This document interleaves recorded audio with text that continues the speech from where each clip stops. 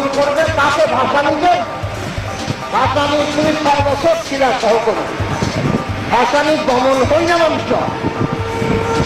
কথা পারে নাই, ব্রিটিশ গভর্নমেন্ট পারে নাই।